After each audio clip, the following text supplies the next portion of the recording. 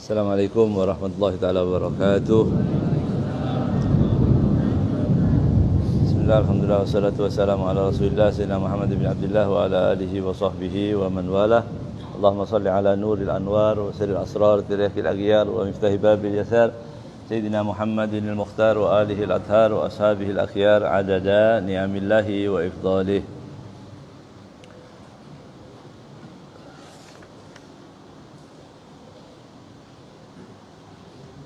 Kita lanjutkan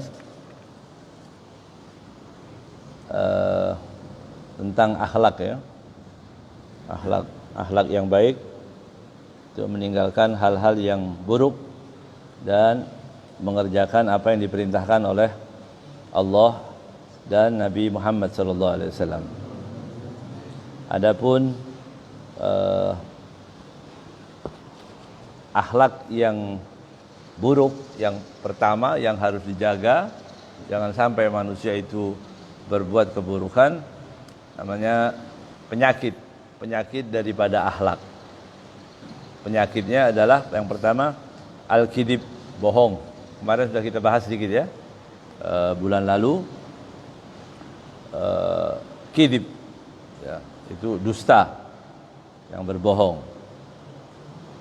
Saya teruskan beberapa poin yang ada. Yang pertama, kidib itu, bohong itu enggak pernah menjadi sesuatu yang baik, kecuali nanti di 3 perkara, nanti kita akan baca bagian akhirnya. Kidib yang pertama adalah khisalun nifaq ya, wal munafiqin ya, ciri daripada orang-orang nifaq, orang-orang munafik. Jadi bohong itu ciri utama dari orang-orang munafik. Dalam hadis disebutkan ayatul munafik thalathun ya, dalam riwayat yang lain arba'ah. Ini kalau anak-anak bisa menghafal malam ini juga bagus berarti ya. Jadi alamatul munafik thalath.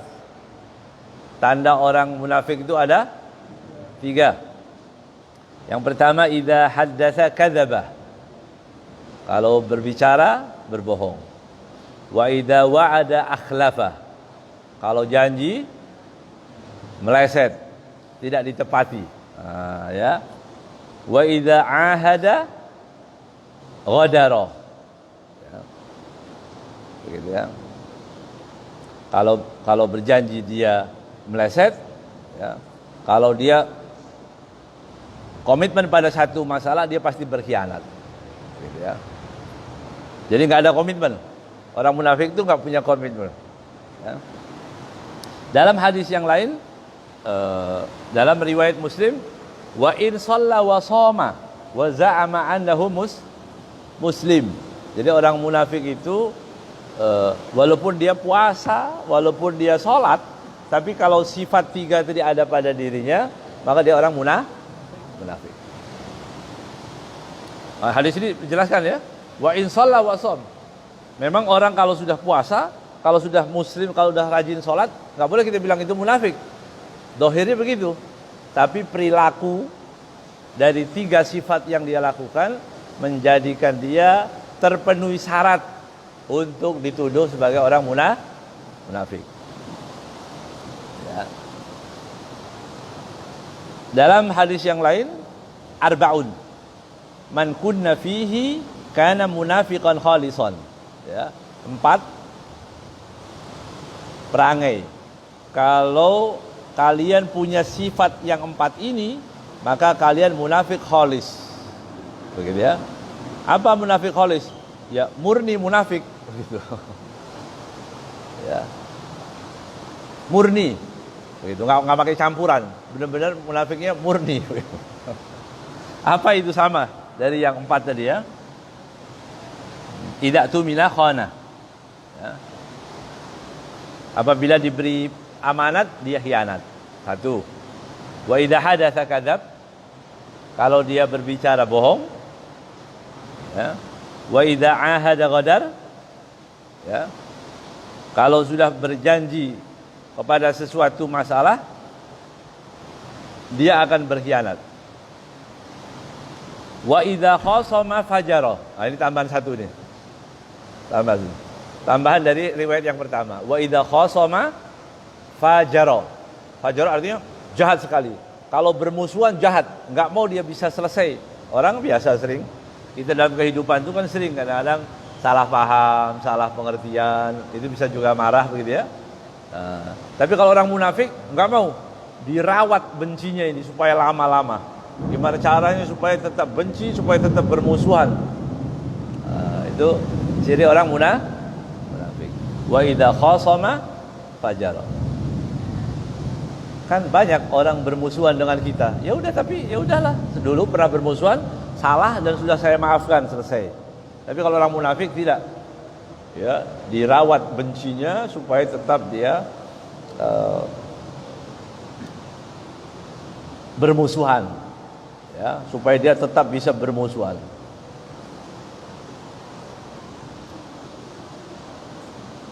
Yang kedua,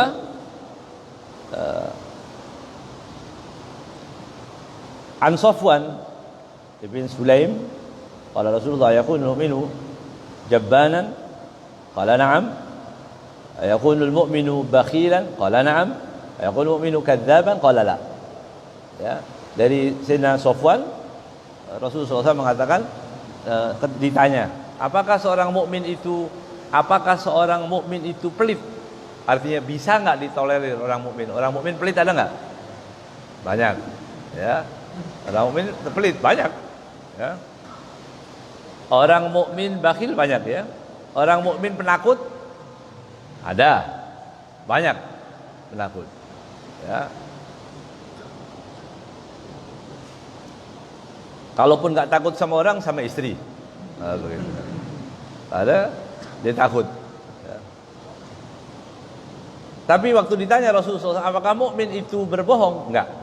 Nah, enggak boleh. Jadi bohong itu enggak ada tempat sama sekali dalam Islam. Enggak boleh. Ya. Mamnu' man'an battah. Benar-benar total enggak boleh. Ya.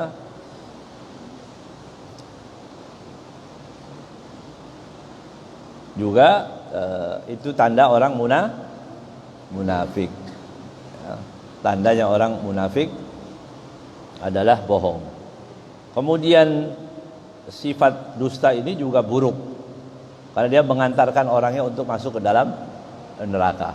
Dalam hadis disebutkan orang yang selalu berbuat bohong, mengucapkan ucapan yang dusta sekali, dua kali, tiga kali, akhirnya dia distempel oleh Allah sebagai orang yang pendusta. Jadi nggak boleh anak kecil kalau belum sudah sholat belum, begitu ya. Sudah sholat belum? Udah, padahal belum. Nah, itu nggak boleh. Ya, nanti distempel oleh Allah jadi pembohong. Nanti sampai tua bohong terus. Ya, sampai mau mati bohong. Ya, bahkan ada orang kalau nggak bohong nggak bisa tidur. Begitu ya. Nah, gitu ada ceritanya begitu ya. Ada orang ini kalau nggak bohong dia nggak bisa tidur. Hebat kan? Akhirnya dia tiap mau cerita sama siapapun, udah nggak percaya semua. Sini ini penting, ini mau ngomong apa? Bohong, nggak mau. Ya. Dia semua tiap dia mau ngomong sama orang nggak ada yang percaya. Tapi dia nggak bisa tidur kalau nggak bohong. Begitu. Akhirnya gimana caranya ini ya? Dia panggil ayam, gitu, ayam. Panggil, seolah-olah bawa apa-apa gitu. Begitu ayamnya datang, nggak ada. Ayam. Baru bisa tidur dia. Ya, ini kecanduan bohong lebih parah dari narkoba ini ya. Jadi bohong ya. Dan bohong juga sifat yang jelek. Bohong itu menghantar pada khianat. Penyakit yang ketiga adalah khianat. Bohong itu pasti khianat. Orang yang suka berbohong pasti khianat. Begitu kan? Kita titipin orang, nilainya kecil, tapi kalau sudah berupa amanat itu jadi besar. Misalnya orang dikasih roti atau pisang atau apa aja, tolong sampaikan kepada fulan. Waktu kita pegang itu kecil, pisang berapa harganya? Satu pisang goreng misalnya. Berapa? 2.000. Ya. sebagus-bagusnya pisang goreng 5.000. Tapi kecil ya. Tapi begitu dia kita berikan pada orang, jadi titipan, jadi besar itu. Ya.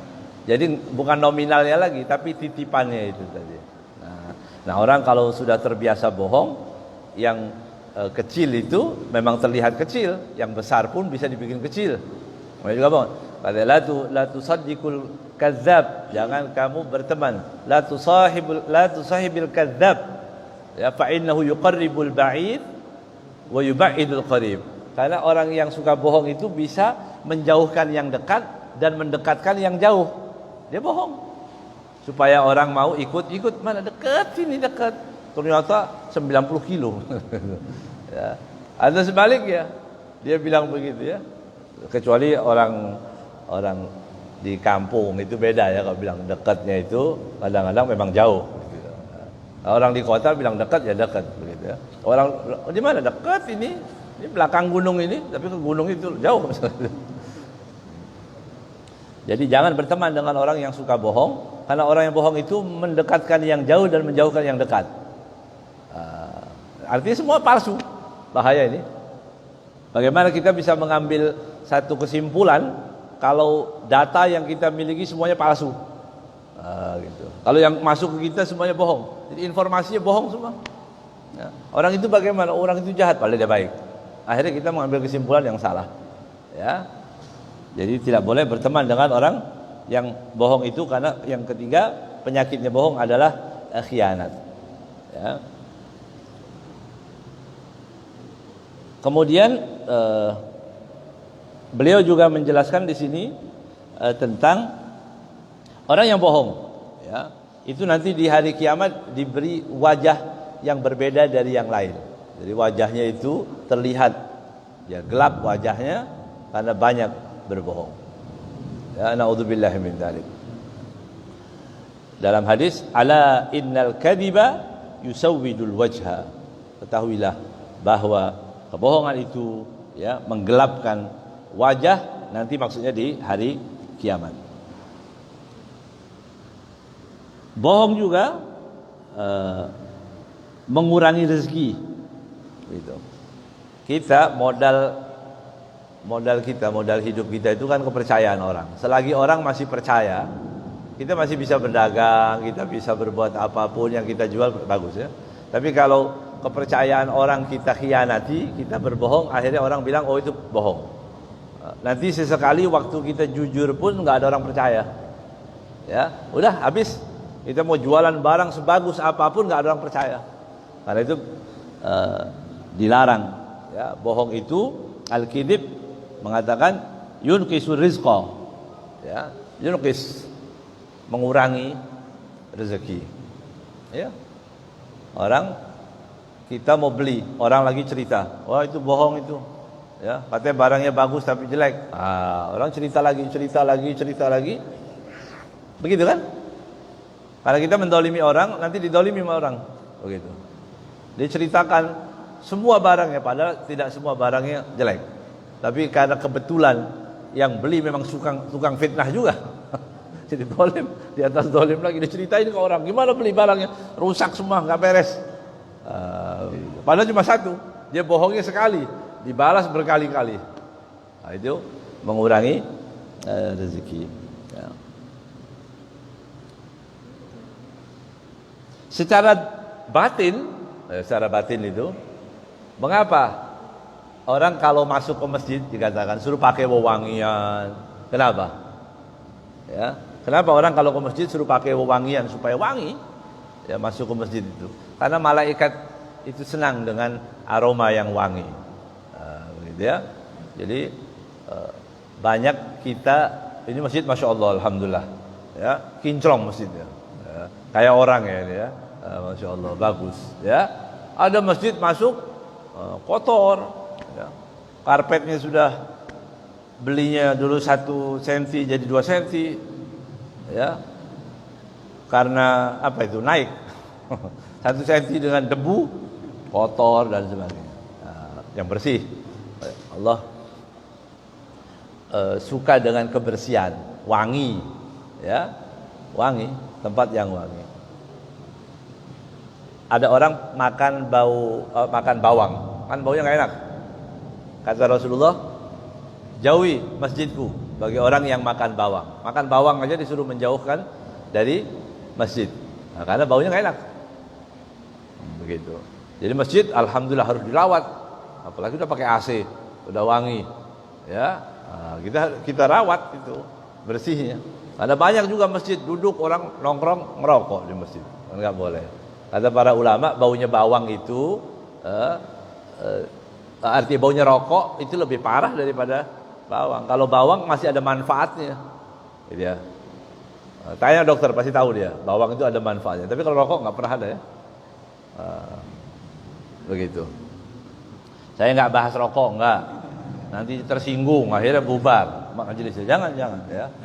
Cuma saya bilang baunya aja ya. Baunya rokok ya. Jadi bukan boleh ya. Kalau yang merokok sana agak jauh dari masjid. Jangan ngerokok di samping masjid. Karena apa? Innal malaikata tata'adza ya birihil thum. Itu malaikat terganggu dari baunya bawang.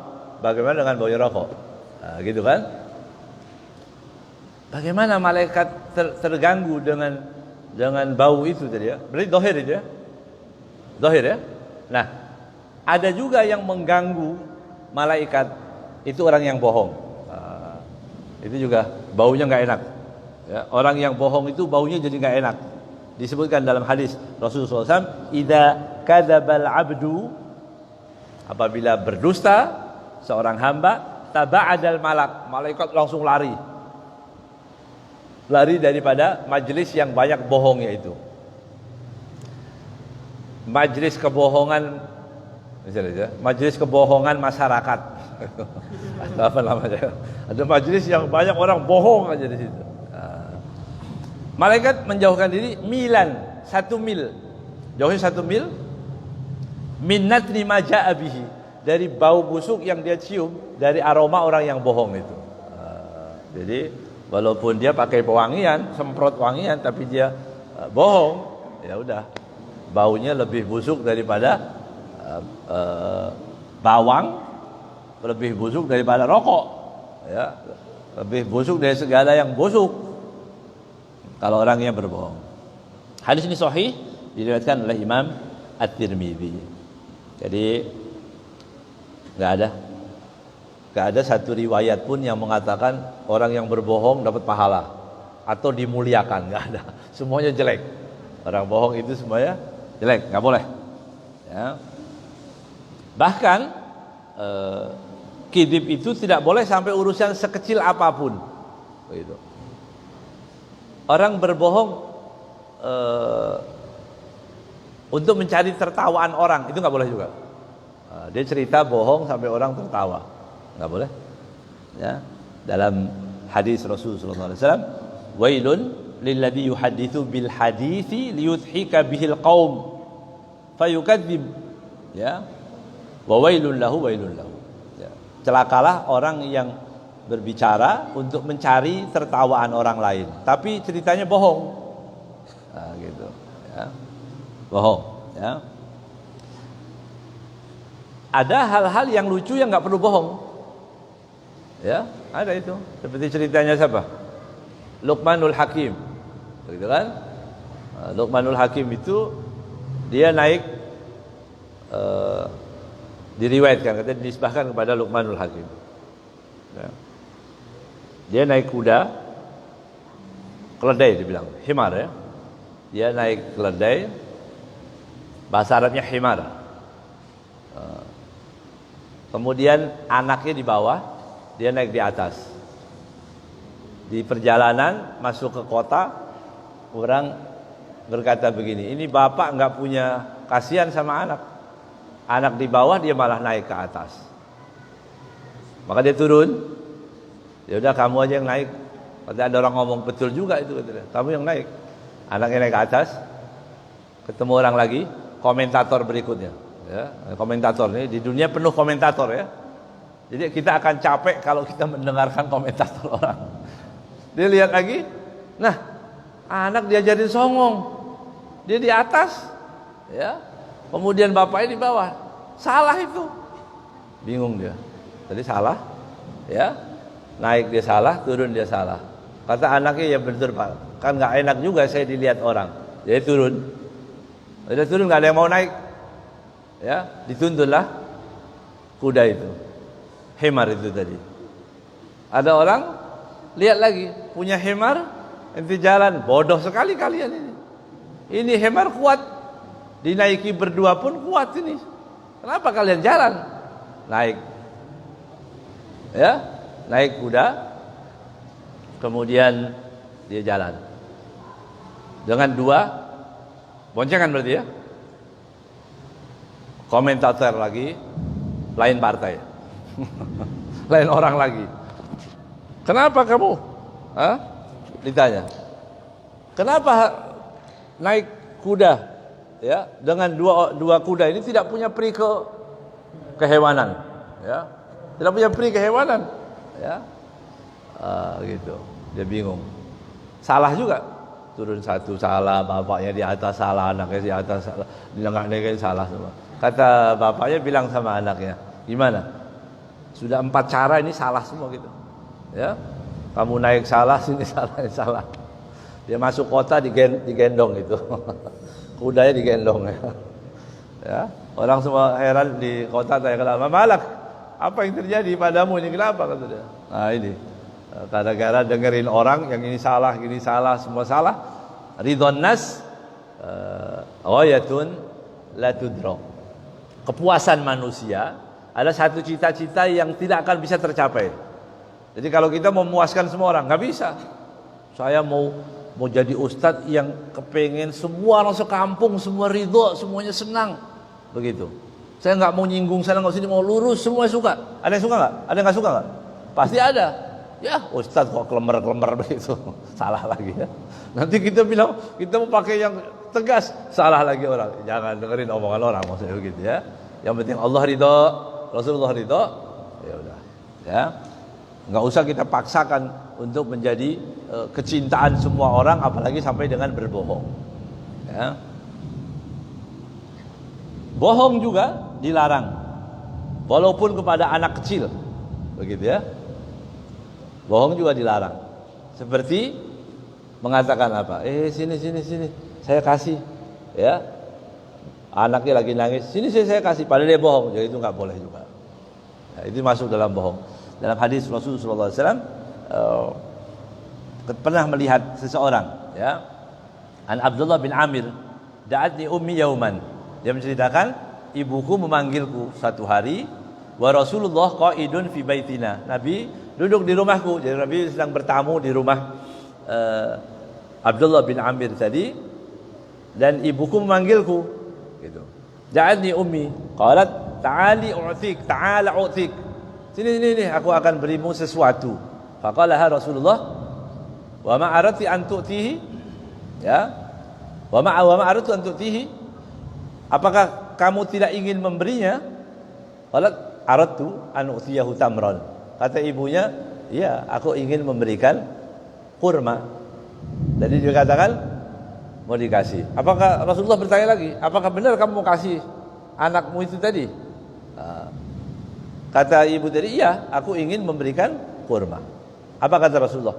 Qala laha, Rasulullah berkata kepada ibu tadi, ama innaki law lam tu'tihi syai'an kutibat alaiki kadibah. Kalau kamu tadi panggil sini aku beri sesuatu, ternyata kamu nggak beri, maka Allah sudah catat satu kebohongan. Itu aja sudah bohong. Ya, satu anak.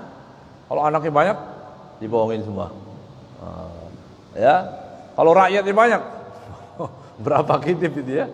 Kalau berbohong, misal ya, ada orang berbohong, Pak RT misalnya berbohong. Siapa yang pilih saya nanti saya kasih tunjangan setiap bulan, misalnya RT ini. Maaf ini kalau ada RT ya. Atau Ustadz ya nggak salah ya, Ustadz ya. Ya. Ustadz bisa bilang begitu ya. Siapa yang mau ikut ngaji, ya, selesai pengajian, insya Allah, ya, saya akan berikan bingkisan semua. Begitu.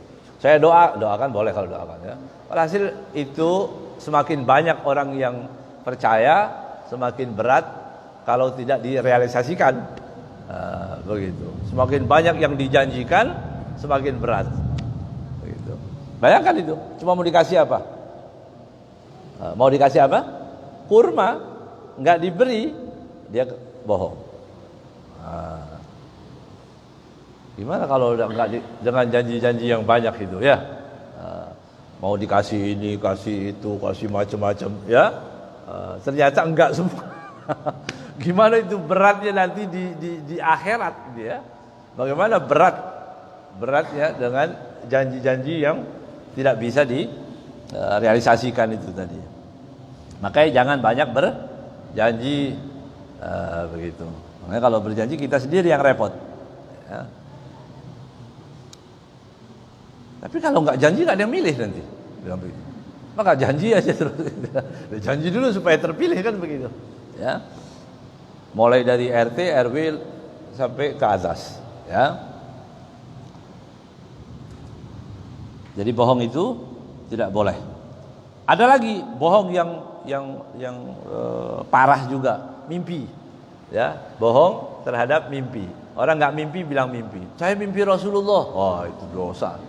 Berat itu ya. Jadi berbohong nggak mimpi supaya dia bisa diakui begitu. Mimpinya ada seorang soleh, dia suka bisa menerjemahkan mimpi.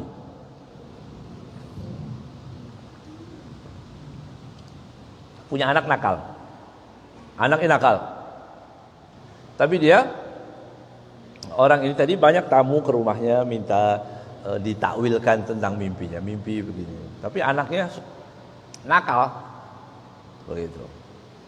Dia suka, namanya satu rumah dia sering dengar kalau mimpi begini artinya begini. Oh kalau air itu bagus, begitu ya. Kalau orang mimpi air berarti bagus. Kalau dia melihat langit itu berarti ilmu yang manfaat atau apalah gitu. Kan ada dalam kitab itu Ta'thirul Anam gitu ya. Hasil anak ini, bapak ini udah capek lihat anaknya tadi yang nakal ini. Enggak dikasih wajah sama orang tuanya. Karena nakal, kalau nakal, naudzubillah ya, sampai enggak disukain orang tua itu kan bahaya. Nah, anak ini jadi anak yang enggak baik. Akhirnya datang, dia ngerayu bapaknya supaya bisa ngomong sama bapaknya, mau berbaik-baik. Berarti punya hajat ini, ya. Mungkin minta motor atau minta apa begitu. Dia datang kepada bapaknya, lalu ditanya, dia mengatakan begini, Bapak, tadi malam saya mimpi. Bapaknya udah nggak percaya, tapi bilang saya mimpi. Mimpi apa? Dia bilang gitu. Saya mimpi naik ke langit. Bohong. Naik ke langit. Kata bapaknya, langit. Oh, mau mati kamu? Mimpi ke langit kan? Mau mati? Dia bilang, enggak bapak. Setelah saya ke langit itu, kemudian saya jatuh ke tanah. Oh iya dikubur. Mau dikubur. Enggak, saya gulung masuk ke air. Iya dimandi dulu.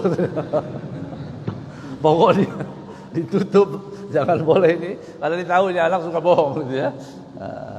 Jadi mimpi juga nggak boleh orang mimpi sembarangan. Orang mimpi itu banyak orang ceritanya. Akhirnya karena dia bilang gini tetap boleh mati dikubur ya. Dia nggak bisa ngomong apa-apa sudah ya. Udah Pak. Setelah dia mandi di kali kata gulung, alhamdulillah Pak, ada orang ngasih saya kain, gitu ya. Dikasih kain, iya itu kain kafan maksudnya.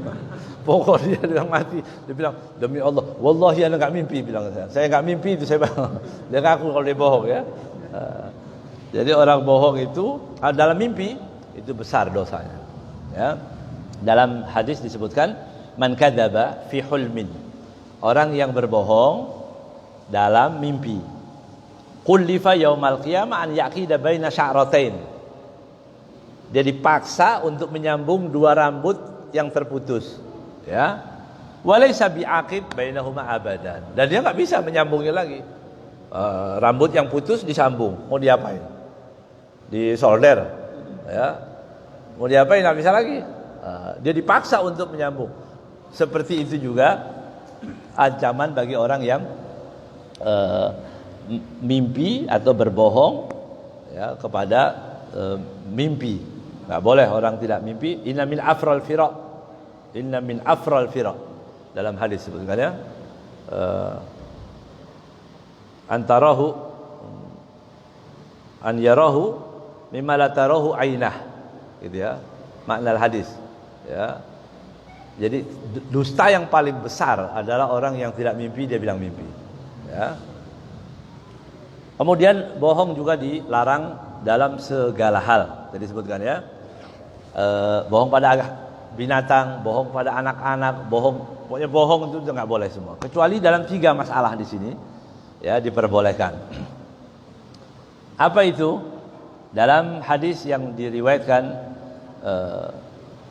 oleh Ummu Kulthum ya, an Ummi Kulthum radhiyallahu taala anha qalat qala Rasulullah sallallahu alaihi wasallam ya, Rasulullah sallallahu alaihi wasallam bersabda, laisa bikadzabin man aslaha baina itsnain. Bukan termasuk kebohongan orang yang mendamaikan 2 orang yang bermusuhan. Nah, ada orang bermusuhan, kita itu orang kirim salam, ya cuma salam, enggak dia titip juga ini nasi goreng, supaya damai dia orang yang bermusuh. Padahal enggak, itu boleh. Tujuannya apa? Untuk mendamaikan, ya,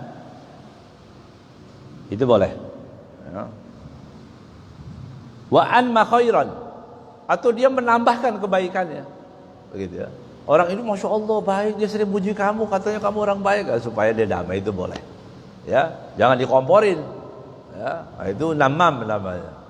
Ya. Itu jahat kalau seperti itu. Apalagi yang lebih jahat lagi itu orang ngeluarin duit untuk orang supaya berantem. Itu jahat lagi itu. Tapi kalau kita keluarin duit supaya orang damai, bagus. Begitu. Ya. Jadi Islam itu memang agama peduli. Ada orang berantem, ini gimana caranya supaya damai? Peduli kita. Biarin dah mau berantem bukan urusan kita, enggak. Ya, itu tangga, itu family, itu sama-sama di majelis, itu sama-sama di masjid, ibarat saudara kita. Bagaimana caranya supaya orang-orang tadi damai? Gimana caranya? Dicari. Ya, ada seorang guru dan muridnya. Waktu dia bertanya, kan nggak boleh kalau bertanya masalah. Artinya kalau bertanya masalah yang penting dalam perjalanan itu nggak sopan. Ya, dulu hukum, ya, kecuali darurat boleh. Orang bertanya hukum duduk. Ustaz, saya mau bertanya hukumnya ini begini, ya, gitu. Seperti orang kalau konsultasi, ya, masalah perusahaan, masalah apa gimana? Mau nggak itu konsultan diajak ngomong begitu? Ini perusahaan saya bangkrut, gimana caranya begitu? Sambil jalan begitu. Kan nggak baik, padahal urusan dunia itu, ya. Atau dokter, ya, dokter ketemu di pasar, dok saya sakit, obat apa ini, gitu kan? Padahal itu urusan duniawi, urusan agama juga begitu. Tapi pernah terjadi seorang yang bertanya begitu, gurunya marah, ya, guru bilang marah dia, ya, di depan orang, nggak pantas kamu bertanya tentang satu urusan agama.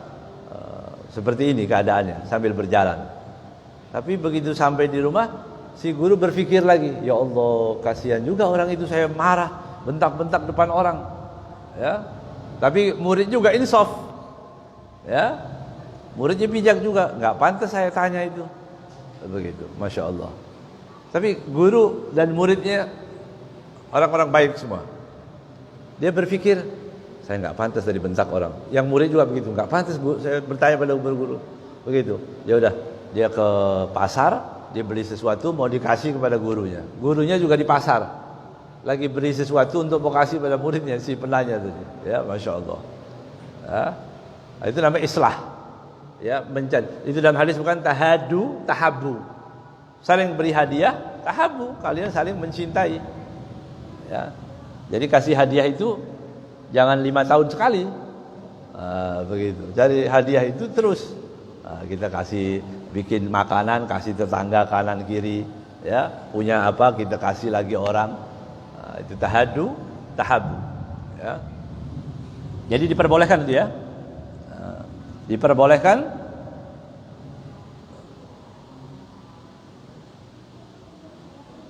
dalam yang kedua, diperbolehkan juga perang dalam peperangan. Nah, perang juga boleh. Orang bohong. Ya, misal ada orang kafir atau musuh bertanya, "Berapa jumlahmu? Jumlah kamu ada berapa?" Ya nggak boleh jujur-jujuran aja begitu ya. Senjatanya apa? Nggak boleh. Ya, bahkan Nabi Muhammad dengan kecerdasannya, Masya Allah, kalau mau perang ke Tabuk, ke arahnya Tabuk, misalnya mau perang ke arah sana, beliau ngomong di masjid di depan orang-orang, bertanya kepada para sahabat, siapa yang tahu daerah menuju ke kota sana? Nggak disebut ke Tabuk, tapi ke kota sana. Kalaupun nanti ada orang munafik atau ada penyusup, dia tahu, oh Rasulullah tanya-tanya ke masalah kota sana. Gitu. Ini nggak bohong kan? Kalaupun bohong juga nggak masalah ini. Ada dalam peperangan. Tapi Rasulullah hanya bertanya saja, siapa yang tahu jalan ke arah sana? Padahal Rasulullah tujuannya ke sana.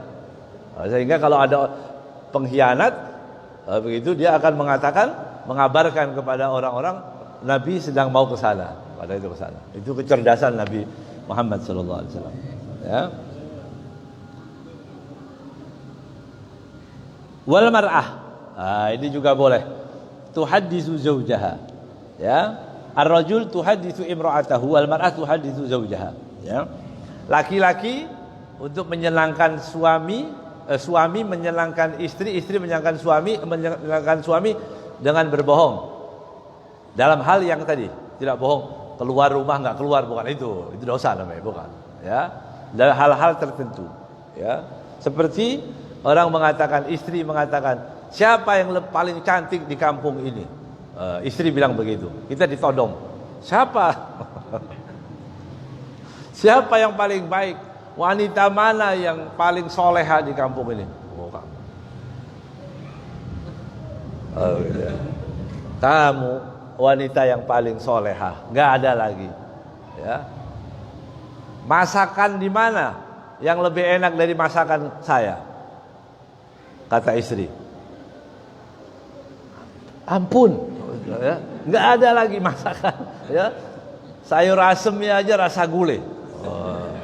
Gitu. Luar biasa itu ya. Gitu boleh. Menyenangkan, nggak apa-apa. Kan istri itu kan perlu, ya, dipuji supaya dia senang. Ya. Orang suami nggak punya duit dituntut macam-macam, begitu. Insya Allah. Ya. Begitu. Saya mau begini, saya mau beli tas harganya mahal. Oh, insya Allah. Yang mereknya apa? Misalnya begitu. Oh, mereknya apalah begitu ya. Itu mereknya cap jambu kayak tas. Misal dia bilang gitu. Itu merek hebat. Istri mintanya seperti itu. Begitu kan? Kita beli ke pasar, ada capnya duren, copot durennya kasih jambu, begitu. Itu boleh. Itu nggak bohong. Istri biar senang. Oh, senang dia mereknya udah bagus. Ya padahal cuma mereknya aja. Itu boleh. Ya, itu nggak bohong. Ya. Dia maunya beli di tempat yang mahal. Ya udah beli tasnya aja. Belinya di pasar. Pondok Hijau. Kemudian masukkan tasnya. Kain tenteng. Masya Allah. Udah. Hal-hal yang seperti itu boleh. Itu nggak bohong. Ya, yang penting damai. Itu aja ya. Jadi 3 hal itu diperbolehkan. Apa itu? Islahu dzatil bain, mendamaikan, bohong dalam peperangan, ya. Kemudian yang ketiga kepada istri, apalagi istri yang nasyidah katanya, yang nusyuz, yang membangkang, ya, memaksa kemampuan suami, ya, nggak mau tahu, pokoknya begini. Itu bukan istri yang solehah, ya. Sampai akhirnya suami melakukan sesuatu yang haram karena tuntutan yang dia tidak mampu. Jangan, ya. Nah, ini boleh dengan cara seperti itu. Bukan dia minta segini kemudian kita belikan sesuai permintaannya. Begitu. Minta TV yang besar, kita beli yang kecil. Ya. Beli yang kecil. Nggak ada, cuma ini aja. Begitu. Nanti ini Kalau kita pintar ngerawatnya nanti gede dia. Ya, ini memang kecil sekarang, nanti lama-lama kalau kita pintar ngerawatnya bisa gede ini. Ya. Nah, jadi kesimpulannya, bohong buruk dalam segala hal. Bohong dilarang. Bohong itu ciri orang munafik. Ya, cuma dalam 3 hal tadi. Di sini diambil kesimpulan oleh muallif. Pertama, orang yang masih suka berbohong istighfar kepada Allah. Astagfirullah, astagfirullahaladzim, astagfirullahaladzim. Janji untuk tidak berbohong. Mulai malam hari ini tidak berbohong. Ayo kita tobat bersama-sama. Begitu. Malam ini tidak ada lagi kebohongan. Ya. Kedua, dia ingatkan kepada diri kita bahwa kebohongan yang pernah kita lakukan kita tobat, ya, dan kita tidak akan mengulang selamanya. Ya. Kemudian ketiga, kebohongan yang kita lakukan kadang-kadang sudah terbiasa, jangan malu untuk menariknya lagi. Kalau kita bohong, maaf itu bohong, enggak jadi, itu tadi bohong, gitu ya, supaya bisa tobat. Tapi kalau bilang bohong kita diam aja, malu, maka kita disebutkan dalam bahasa Arab namanya hablul kidib qasir. Hablul kidib qasir artinya apa? Tali kebohongan itu pendek. Jadi kalau kita mau bohong supaya nggak ketahuan, bohong lagi, sambung lagi, supaya nggak ketahuan lagi, bohong lagi. Orang ditanya, anaknya ditanya, sholat nggak? Misalnya anak ini, sholat di masjid tadi, berjamaah, iya sholat masjid. Padahal dia nggak sholat. Imamnya siapa? Ustaz Firdaus. Padahal Ustaz Firdaus nggak hadir. Misalnya begitu, ya. Terus tadi ada pengajian nggak? Wah ada. Siapa yang ada Habib tadi ya? Ya, padahal dia nggak hadir. Dia kan bohong gitu ya, bohong. Hablul kidib qasir, ya, tali kebohongan itu pendek supaya panjang. Bagaimana? Disambung. Nah, gitu jangan. Kalau sudah pintar merangkai kebohongan, maka Allah stempel sebagai pendusta. Hatta yuktaba indallah kadzdzaba. Ya. Kemudian yang keempat, bahwa kebohongan itu, ya, walaupun sekecil apapun harus ditinggalkan. Bohong ini maksud kecil-kecil, enggak boleh. Ya. Mizah, kecuali kita bilang ini ada cerita bohong. Atau mizah, ini anekdot, orang percaya gitu ya. Ini anekdot ya, enggak apa-apa itu ya. Kita kan tahu kalau itu bohong namanya.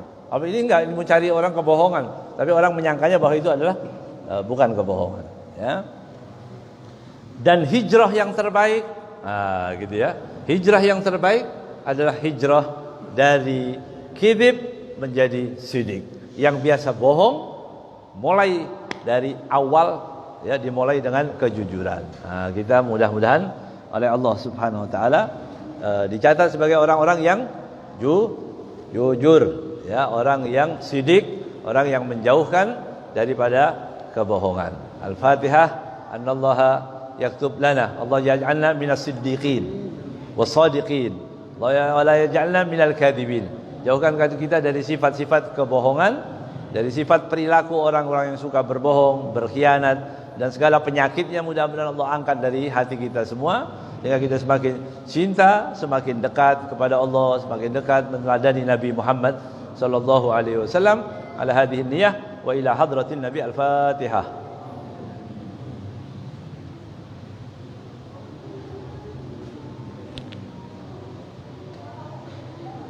Assalamualaikum warahmatullahi wabarakatuh.